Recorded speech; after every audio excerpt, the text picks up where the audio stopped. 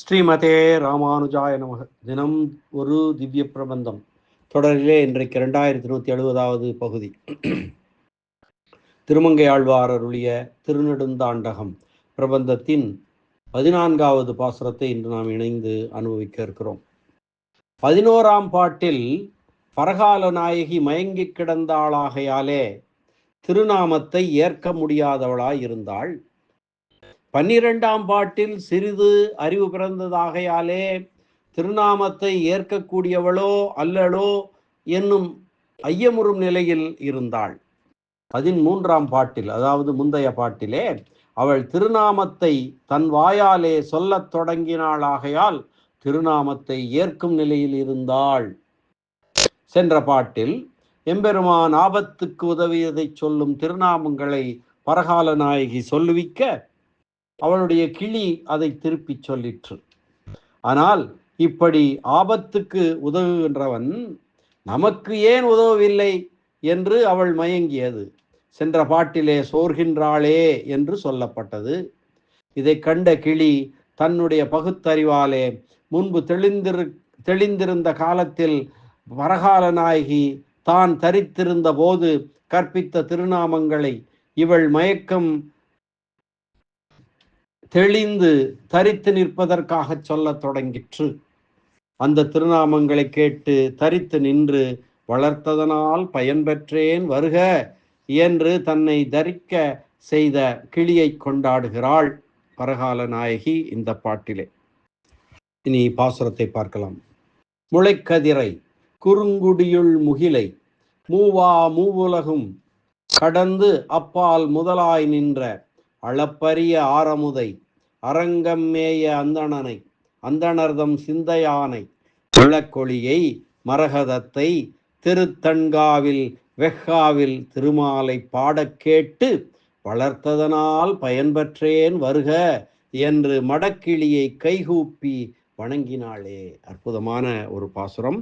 முளைக்கதிரை குறுங்குடியுள் முகிலை மூவா மூவுலகும் கடந்து அப்பால் முதலாய் நின்ற அளப்பரிய ஆரமுதை அரங்கம்மேய அந்தணனை அந்தணர்தம் சிந்தையானை விளக்கொளியை மரகதத்தை திருத்தண்காவில் வெஃகாவில் திருமாலை பாடக் கேட்டு வளர்த்ததனால் பயன்பெற்றேன் வருக என்று மடக்கிளியை கைகூப்பி வணங்கினாளே என்று சொல்கிறார் திருத்தாயார் பரகால நாயகியை பற்றி.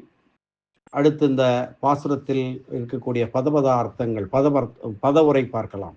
முளைக்கதிரை இளம் கதிரவனை போன்றவனை, குறுங்குடியில் முகிலை திருக்குறுங்குடியில் கார்மேகம் போலே விளங்குபவனை, மூவா மூவுலகும் கடந்து அப்பால் முதலாய் நின்ற நித்தியமாய் மூவகைப்பட்ட உலகுக்கும் அவ்வருகாய் பரமபதத்தில் உபய விபூதிகளுக்கும் முதல்வனாய்க் கொண்டு எழுந்தருளி இருப்பவனை, அளப்பரிய ஆரமுதை ஸ்வரூப ரூப குணங்களில் அளவிட முடியாதவனை, ஆரமுதை அருமையான அமிர்தம் போன்றவனை, அரங்கம் மேய அந்தணனை திருவரங்க மாநகரில் பொருந்திய பரம பரிசுத்தனை, அந்தணர்தம் சிந்தையானை வைதிகர்களின் உள்ளத்தை இருப்பிடமாக உடையவனை, திருத்தண்காவில் விளக்கொளியை திருத்தண்காவில் விளக்கொளி எம்பெருமானாய் சேவை சாதிப்பவனாய், மரகதத்தை மரகத பச்சை போல் அழகிய வடிவு படைத்தவனை, வெஃகாவில் திருமாலை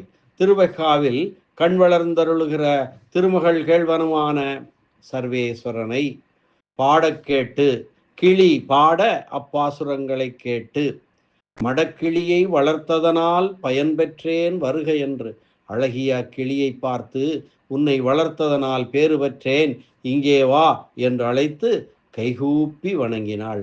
அதற்கு ஒரு அஞ்சலியும் செய்து வணங்கினாள் பரகால நாயகி. ஆபத்தில் உதவி செய்த திருநாமங்களை கிளி சொல்லிற்று. இதனால் தலைவிக்கு மோகம் பெருகியது. நாம் இவள் முன்பு தெளிந்த காலத்தில் கற்பித்த திருநாமங்களை சொல்லுவோம் என்று கிளி சொல்லி இவள் அதற்கு அஞ்சலி செய்து வணங்கினாள். தலைவி கிளிக்கு கற்பித்த திருநாமங்களின் பொருட்கள்: உதிக்கின்ற இளஞ்சூரியனை போன்றவன், திருக்குறுங்குடியில் கார்மேகம் போல் விளங்குபவன், நித்தியமாய் மூவகைப்பட்ட உலகுக்கும் அப்பாற்பட்டவனாய் பரமபதத்தில் முதல்வனாய் எழுந்தருளியிருப்பவன், சொரூப ரூப குணங்களால் அளவிட முடியாதவன், அருமையான அமுதம் போன்றவன், திருவரங்கத்தில் திருக்கண் வளரும் பரிசுத்தன், வைதிகர்களின் உள்ளத்தை இருப்பிடமாக உடையவன், திருத்தன்காவில் விளக்கொளி பெருமாளாய் சேவை சாதிப்பவன், மரகதம் போல் குளிர்ந்த வடிவுடையவன், திருவெக்காவில் கண் வளர்ந்தருள்பவன், திருமகள் கேள்வனான பெருமானை கிளி அன்புடன் பாடக் கேட்ட தலைவி, உன்னை வளர்த்ததனால் உண்டான பலனை பெற்றேன், இங்கே வருவாய் என்று அழைத்து கிளிக்கு ஒரு அஞ்சலியும் செய்து வணங்கினாள். இனி வியாக்கியான சக்கரவர்த்தி பெரியவாச்சான் பிள்ளையின் உரை விவரணம். முளைக்கதிரை. இப்பாட்டில் பரகால நாயகி தான் தரித்து நின்ற போது கிளிக்கு கற்பித்த திருநாமங்கள் வரிசையாக சொல்லப்படுகின்றன. கிளியை பார்த்து முளைக்கதிர் என்று சொல், குறுங்குடியுள் முகில் என்று சொல் என்று இந்த வரிசையில் அவள் கற்பித்திருந்தாள். அவற்றை பரகால நாயகி உயிர் தரிப்பதற்காக கிளி மீண்டும் வரிசையாக பாடுகிறது. முளைக்கதிரை காலையில் உதிக்கின்ற சூரியனைப் போலே கண்ணால் முகந்து அனுபவிக்கலாம்படியாயிருக்கிற திவ்யமங்கள திருமேனியை உடையவன். குறுங்குடியில் முகிலை. இந்த திருமேனியை சாஸ்திரங்கள் மூலமாகவும் எனக்கு காட்டவில்லை, ஒரு ஆச்சாரியன் உபதேசத்தின் மூலமாகவும் காட்டவில்லை. திருக்குறுங்குடியில் தன் திருமேனியை காட்டியே எனக்கு வெளியிட்டான். இரண்டாம் பாட்டில் முகிலுருவம் என்று திருமேனியினுடைய துன்பத்தை தீர்க்கும் தன்மையையும் வன்மையையும் கருதி மேகம் போன்ற திருமேனி என்றார். அதையே இங்கும் குறுங்குடியில் முகில் என்கிறார். சின்ன மலையின் மேல் மேகம் படிந்தது என்றால் மழை தப்பாமல் வரும் என்று அறுதியிடுவது போலே திருக்குறுங்குடியிலே நின்றான் என்றால் உலகமெல்லாம் பயனடையும்படியாயிற்று இருப்பு. உள்முகிலை மேகம் போலே ஓரிடத்திலிருந்து வந்து மழை பெய்து மற்றொரு இடத்திற்கு செல்வது அன்று. இது திருக்குறுங்குடியிலேயே என்றும் நிலையாயிருக்கும் மேகமாயிற்று. இது திருக்குறுங்குடியில் வந்து நிலையாய் நின்ற நீர்மை குணம் மிக்கவன் எங்கிருந்து வந்தான் என்பதை அடுத்த தொடராலே சொல்கிறார். மூவுலகும் கடந்து அப்பால், மூவுலகு என்று அழியாத நித்தியர், முக்தர், பக்தர் என்று மூன்று வகைப்பட்ட ஆத்மாக்களுடைய சமூகத்தை அருளிச் செய்கிறார். மூவுலகும் கடந்து, மூவுலகும் என்ற உண்மையாலே இந்த சேதனர்களோடு கூடியிருக்கும் சுத்த சத்துவம், மிஸ்ர சத்துவம் என்ற இருவகைப்பட்ட அசேதனங்களை சொல்கிறது. கடந்து என்றதால் மூவுலகும் என்னும் பதத்தால் சொல்லப்பட்ட எல்லா சேதனங்களுக்கும் மேலானவனாயிருப்பவன் என்பது உணர்த்தப்படுகிறது. அப்பால் பரமபதத்தில் முதலாய் நின்ற நித்திய விபூதி, லீலா விபூதி என்னும் இரண்டு செல்வங்களும் தரித்து நிற்பதற்கு காரணமாய் நின்ற முதலாய் நின்ற நித்திய முக்தர்களை தன் இனிமையினால் தரித்து நிற்கச் செய்கின்றான். கர்மத்தால் கட்டுப்பட்டிருக்கும் பக்த ஜீவர்களுக்கு சரீர இந்திரியங்களை கொடுத்து தரித்து நிற்கச் செய்கின்றான் என்பது கருத்து. அளப்பரிய ஆரமுதை ஸ்வரூபம், ரூபம், குணங்கள் ஆகிய ஒவ்வொன்றாலும் அளவிட முடியாதவனாய் அமுதக்கடல் போலே ஒப்புயர்வற்ற இனிமையுடையவனாயிருப்பவனை. ஆக இத்தொடரால் திருக்குறுங்குடியில் நின்றவன் பரமபதத்தில் இருந்து வந்தான் என்பது சொல்லப்படுகிறது. அரங்கம் மேய அந்தணனை. பரமபதத்தில் இருந்த அந்த அமுதக்கடலில் இருந்து ஒரு குமிழி புறப்பட்டு ஒரு குளத்திலே வந்து தேங்கினது போலே இருக்கிறது திருவரங்கம் பெரிய கோயிலிலே வந்து கண் வளர்ந்தருளும் நிலை. பெரிய பெருமாள் திருப்பார்கடலிலிருந்து வந்தவர் என்று சொல்வதுண்டு. அதற்கும் மூலமான பரமபதத்திலிருந்தே வந்தார் என்று இவர் அருளிச் செய்கிறார். அண்டர்கோன் அணியரங்கன் அமல்நாதி பிரானிலே திருப்பான் ஆழ்வார் சொன்னது போல அண்டர்கோன் அணியரங்கன் பெரிய பெருமாள் பரமபதத்தில் இருந்து வந்ததாக அருளிச் செய்தார் அல்லவா. அரங்கம் மேய திருவரங்கத்தில் பொருந்தியிருந்த எம்பெருமான் பரமபதத்தில் இருக்கும் இருப்பு அவதாரம் செய்து அங்கிருந்து பெயர்வதற்கு ஏற்றதா இருக்கும். ராமன், கிருஷ்ணன் முதலான அவதாரங்களும் ஒரு காலத்தில் முடிவடையத்தக்கனவாயிருக்கும். சம்சார மண்டலத்தில் உள்ள அனைவரையும் திருத்தினால் ஒழிய இந்த இடத்தை விட்டு கிளம்புவதில்லை என்று திருவரங்கத்தில் கிடக்கிறான். ஆகையாலே இந்த இடத்திலேயே பொருந்தி இருக்கிறான் அரங்கன் என்கிறார். இந்த கல்பம் முடிந்த பின் வரும் பிரளய காலத்தில் திருத்துவதற்கு எவரும் இல்லாமையாலே இதை விட்டு போகப் போகிறான். அந்தணனை, தூய்மை உடையவனை என்பது பொருள். சேதனர்களுக்கு தன் திருமேனியின் அழகை காட்டி உடலையே ஆத்மாவாக நினைக்கும் நினைவாகிற அகங்காரமும் மற்ற விஷயங்களில் ஈடுபாடுமாகிற அசுத்தியை போக்கும்படியான சுத்தியை உடையவன் அந்தணன், பரிசுத்தன் என்பது கருத்து. அந்தணர்தம் சிந்தையானை, தூய்மை உடையவர்கள் நெஞ்சிலே என்றும் வாழ்பவனை. அரங்கம்மேய அந்தணனை என்னும் தொடரை எடுத்து அந்தணர்தம் சிந்தையானை என்னும் தொடரை இடுகையாலே திருவரங்கம் பெரிய கோயிலில் வாழ்வது இவ்வுலக விஷயங்களில் பற்றாகிற ராகமும் அது நிறைவேறாத போது வரும் துவேஷம் முதலான தீய குணங்களும் இல்லாமல் இருக்கும் தூய்மை உடையவன் ஒருவனுடைய நெஞ்சில் சென்று வாழ்வதற்கே என்பது காட்டப்படுகிறது. திருமழிசை ஆழ்வாரும் இதனையே அருளி செய்திருக்கிறார். நின்றது எந்தை ஊரகத்து, இருந்தது எந்தை பாடகத்து, அன்று வெக்கனை கிடந்தது எண்ணிலாத முன்னலாம், அன்று நான் பிறந்திலேன், பிறந்தபின் மறந்திலேன், நின்றதும் இருந்ததும் கிடந்ததும் என் நெஞ்சுளே என்று திருச்சந்த விருத்தத்திலே திருமழிசை ஆழ்வார் அருளி செய்தார். விளக்கொளியை தன் திருமேனியை காட்டி முற்கூறியபடி அகங்காரத்தையும் மற்ற விஷயங்களில் பற்றையும் போக்கி விடுவதோடல்லாமல் தூய்மை உடையவர்கள் நெஞ்சிலே புகுந்து தனக்கும் அவர்களுக்கும் உள்ள உறவை உணர்த்தியதை தொடராலே குறிப்பிடுகிறார்.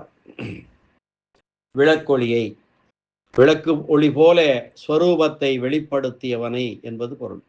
அதாவது ஜீவனுக்கு தன் ஸ்வரூபத்தையும் பரமாத்மாவின் ஸ்வரூபத்தையும் ஜீவன் பரமனை அடைவதற்கு தடையாயிருக்கும் விரோதி ஸ்வரூபத்தையும் விரோதி நீங்க பெற்று கைங்கரியம் ஆகிற பயன் கிடைப்பதற்குறுப்பான உபாய ஸ்வரூபத்தையும் விளக்கொளி போலே வெளிப்படுத்தினான் என்பது கருத்தாகும். திருத்தண்காவில் மரகதத்தை அருமணவன் ஆணை என்று இந்த தீவிலே உண்டான யானை என்றால் யானைக்கு சிறப்பை காட்டுவது போலவும், இக்காலத்தில் அரபிக் குதிரை என்றால் குதிரைக்கு சிறப்பை காட்டுவது போலவும் திருத்தண்காவில் மரகதம் என்கிறார். திருத்தண்காவில் கண் வளர்ந்து அருளுகிறனுடைய திருமேனி என்றால் மிகச்சிறப்பாயிருக்கும் என்று கருத்துரைப்பர் பெரியவாச்சான் பிள்ளை. விளக்கொளி எம்பெருமான் பூர்வம் முற்காலத்தில் கண் வளர்ந்த விக்கிரகம் என்று அரும்பத உரை.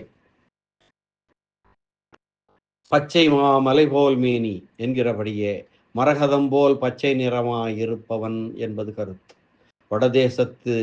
வடதேசத்தில் இருந்து பெருமாளை அனுபவிக்க வருபவர்களுக்கு அவர்கள் நடந்து வந்த களைப்பு தீர அவர்களை எதிர்கொண்டு அனுபவிக்க கிடக்கிற கிடை என்பார் பெரியவாச்சான் பிள்ளை. வெக்காவில் திருமாலை, திருத்தண்காவில் மரகதம் என்று திருத்தண்காவில் கிடக்கும் அழகு திருமேனியின் சிறப்பை காட்டுவது போலே திருவெக்காவில் வந்து கண் வளர்ந்தருளிய பின்பு பெரிய பிராட்டியாரோடு சேர்த்தி சிறப்புற்றபடியை வெக்காவில் திருமாலை என்னும் தொடரால் காட்டுகிறார் எனலாம். வில்லிருத்து மெல்லியல் தோல் தோய்ந்தாய் என்றும் வெக்காவில் அமர்ந்த வேந்தே என்றும் என்று சென்ற பாட்டில் சீதா பிராட்டியை மனம் புரிந்த மணக்காலத்தோடே கூட திருவெக்காவில் இருவரும் சேர்ந்து வந்து கிடப்பதை அருளி செய்தார் அல்லவோ. எம்பெருமானை சேதனன் ஆசிரயிக்கும் வேளையில் பிராட்டி புருஷகாரமாய், அதாவது பரிந்துரைப்பவளாய் இருக்கிறபடியாலே இருவருமான சேர்த்தியிலேயே ஆசிரயிக்க வேண்டும். போக வேளையிலும் இருவருமான சேர்த்தியிலேயே கைங்கரியம் செய்ய வேண்டுமாகையாலே இருவருமான சேர்த்தியே அப்போதும் தஞ்சமாகிறது. ஆக இரண்டு நேரங்களிலும் சேர்த்தியே தஞ்சம் என்னும் விஷயத்தில் வேற்றுமை இல்லை. பாட பரகால நாயகி திருநாமத்தை ஏற்கும் நிலையில் இருக்கிறாள் என்று அறிந்து தக்க சமயத்திலே அவள் உயிர் தரிக்க உதவினோம் என்னும் மகிழ்ச்சியின் மிகுதியாலே கிளி பாட கேட்டு மகிழ்ச்சியினால் தூண்டப்பட்டு அதை கேட்டு சென்ற பாட்டில் சொல் எடுத்து தன்கிளியை சொல்லே என்று துணைமுலை மேல் துளிசோரச் சோர்கின்றாளே என்கிறபடியே பரகால நாயகி மயக்கமுற்றாளாகையாலே அவள் கேட்கும் நிலையில் இல்லை. இப்போது திருநாமத்தை ஏற்கும் நிலை விளைந்து விட்டதாகையாலே பாடக் கேட்டு என்று கேட்கும் நிலை அமைந்ததை கொண்டாடுகிறாள். இப்போது திருமாலை பாடியதால் கேட்கும் நிலை விளைந்தது என்பது கருத்து. செல்வநாரணன் என்ற சொல் கேட்டதும் மல்கும் கண்பணி. திருவாய்மொழியிலே நம்மாழ்வார் ஸ்ரீமத் நாராயணனை பாடியதை கேட்டு உருகியதாக அருளி செய்தார் அல்லவோ. வளர்த்ததனால் பயன் பெற்றேன். இக்கிளி சொன்ன திருநாமம் தன்னை தரிக்க வைத்ததாகையாலே உன்னை வளர்த்த பயனை பெற்றேன் என்கிறாள் பரகால நாயகி. ஆபத்துக்கு நண்பனாயிருப்பவன் என்னை மயங்கச் செய்து ஆபத்தை விளைவித்து போனான். அந்த நிலையிலும் ஆபத்துக்கு நண்பனாயிருந்து நீ உதவ பெற்றேன் என்கிறாள் கிளியை பார்த்து. வருக என்று கிளி அருகிலேயே இருக்கும்போது அதை வருக என்று கூப்பிட வேண்டுமோ? எனில் கிளி இவளுடைய முன்கையிலேயே இருந்த போதிலும் மகிழ்ச்சியின் மிகுதியாலே முன்கை 30 மைல் தூரத்தில் இருப்பதாக தோன்றி அதனை வருக என்று வரவேற்கிறாள் என்கிறார் பெரியவாச்சான் பிள்ளை. மடக்கிளியை வெட்கமுற்ற கிளி என்றோ இவளுக்கு அடங்கிய கிளி என்றோ பொருள் கொள்ளலாம். வளர்த்ததனால் பயன் பெற்றேன். நாம் இவளுக்கு இயல்பான சீடனாயிருந்து நம் சொரூபத்திற்கு தகுந்த கைங்கரியத்தை பண்ணியிருக்கும் போது வளர்த்ததுக்கு பயனாக இதை சொல்லுவதேன் என்று கிளி வெட்கமுற்று இருந்தது என்பது முதல் பொருள். இலங்கைக்கு சென்று வந்த அனுமனிடம் ராமன், நானும் ரகுகுலமும் பேராற்றலுடைய லக்ஷ்மணனும் என் குடும்பத்தினரும் நீ சீதையை கண்டு வந்து கூறியதன் காரணமாக கைமாறு கருதாத உனது இந்த அறச்செயலால் இன்று காப்பாற்றப்பட்டோம் என்று அனுமன் தன் சொரூபத்துக்கு தக்கபடி செய்த கைங்கரியத்தை ஸ்ரீ ராமபிரான் பெரிய உபகாரமாக கொண்டாடினான் அல்லவோ. அடக்கிளி என்பதற்கு அடங்கி இருத்தல் என்று இரண்டாவது பொருள் கொள்ளும் போது இவர் கொண்டாடியவுடன் கிளியானது தன்னுடைய சேஷத்துவம் வெளிப்படும்படி அடங்கி ஒடுங்கி நின்றது போலே நின்றது என்பது கருத்து. கைகூப்பி வணங்கினாளே. கிளியானது பாடி தன்னை உயிர் தரிக்க செய்ததனால் ஏற்பட்ட நன்றி உணர்வால் வளர்த்ததனால் பயன் பெற்றேன் என்று சொல்லுவதோடு நில்லாமல் கிளியை நோக்கி ஓர் அஞ்சலியையும் பண்ணினாள். இதை கண்டபின் கிளி வெட்கத்தை கைவிட்டு விட்டது. அதற்கு காரணம் என்ன எனில், அன்பாலே செய்யும் காரியத்தில் முறை பார்க்க முடியாது என்னும் நினைவாலே. வணங்கினாளே. முதலில் கைகூப்பினாள். கிளி அதை பொறுத்து கொண்டவுடன் காலிலே விழுந்தாள். உடையவர் தம் சிஷ்யர்களோடு காவிரிக்கு நீராட எழுந்தருளும் போது அவருடைய சிஷ்ய சம்ருத்தியை கண்ட மகிழ்ச்சியாலே அவரை தன் ஆச்சாரியரான ஆளவந்தாராகவே எண்ணி பெரிய நம்பி உடையவருக்கு ஆச்சாரியன், பகவத் ராமானுஜருக்கு பெரிய நம்பி ஆச்சாரியன். அந்த பெரிய நம்பி பார்த்து, அந்த கோஷ்டியை பார்த்து எம்பெருமானாரை தன் ஆச்சாரியரான ஆளவந்தாராகவே எண்ணி அவரை தண்டனிட பகவத் ராமானுஜர் என்ன நினைத்தாராம்? நாம் அடக்கத்தை மேற்கொண்டு அவரை தடுத்தோமானால் அவர் செய்த தண்ட பிரமாணத்தை ஏற்றுக்கொண்டதாக ஆகிவிடும் என்ற காரணத்தாலே அதை காணாதது போல் எம்பெருமானார் பேசாமல் எழுந்தருளினார் என்ற ஐதீகம் இங்கே அனுசந்திக்கத்தக்கது. அற்புதமான ஒரு ஐதீகம், அற்புதமான ஒரு பாசுரம், சிறப்பான வியாக்கியானம், ஒன்றுக்கொன்று சளைக்காமல் அமைந்திருக்கின்றன. இந்த பாசுர அனுபவத்தை நிறைவு செய்வதற்கு முன்பாக பாசுரத்தை மீண்டும் அன்வைக்கலாம். முளைக்கதிரை குறுங்குடியுள் முகிலை மூவுலகும் கடந்து அப்பால் முதலாய் நின்ற அளப்பரிய ஆரமுதை கரங்கம்மேய அந்தணனை அந்தணர்தம் சிந்தையானை விளக்கொளியை மரகதத்தை திருத்தண்காவில் வெஃகாவில் திருமாலை பாடக்கேட்டு வளர்த்ததனால் பயன்பெற்றேன் வருக என்று மடக்கிளியை கைகூப்பி வணங்கினாளே. முளைக்கதிரை குறுங்குடியுள் முகிலை மூவுலகும் கடந்து அப்பால் முதலாய் நின்ற அளப்பரிய ஆரமுதை அரங்கம்மேய அந்தணனை அந்தணர்தம் சிந்தையானை விளக்கொளியை மரகதத்தை திருத்தண்காவில் வெக்காவில் திருமாலை பாடக் கேட்டு வளர்த்ததனால் பயன்பெற்றேன் வருக என்று மடக்கிளியை கைகூப்பி வணங்கினாளே என்ற இந்த அற்புதமான பாசுர அனுபவத்தை எந்த அளவிலே நிறைவு செய்வோம். மீண்டும் அடுத்த பாசுர அனுபவத்துடன் நாளை சந்திக்கலாம். நன்றி, வணக்கம். ஸ்ரீனிவாச வெங்கடேச ராமானுஜதாசன் திருவரங்கம். எம்பெருமான் நாராயணன் திருவடிகளே சரணம். அரட்டமுக்கி அடியார் சீயம் கலிகன்றி கலியன் பரகாலன் திருமங்கை ஆழ்வார் திருவடிகளே சரணம். வியாக்கியான சக்கரவர்த்தி பரமகாருணிகர் ராமாயண பெருக்கர் உரைப்பெருமன்னர் பெரியவாச்சான் பிள்ளை திருவடிகளே சரணம். ஆழ்வார் எம்பெருமானார் ஜீயர் திருவடிகளே சரணம்.